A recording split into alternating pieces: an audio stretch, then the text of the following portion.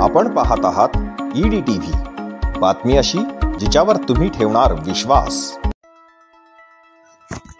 आज दुपारी 12 वाजच्या सुमारास धुळे सोलापूर या महामार्गावर जालना जिल्ह्यातील वडीगोद्री जवळ असलेल्या महाकाळा येथे 4 चाकी आणि उभ्या असलेल्या ट्रकचा अपघात झाला।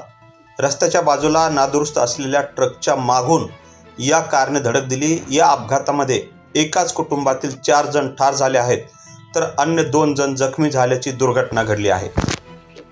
गाणगापूर अक्कलकोट वरून दर्शन घेऊन येत असलेल्या अनिता परशुराम कुटे वय 48, भागवत यशवंत चौरे वय 47, दृष्टी भागवत चौरे वय 13 आणि वेदांत भागवत चौरे वय 11 हे संभाजीनगर येथील 4ही जण जागीच ठार झाले आहेत, तर कारचा चालक परशुराम लक्ष्मण कुटे वय 55 आणि छाया भागवत चौरे वय 40 हे गंभीर जखमी झाले आहेत।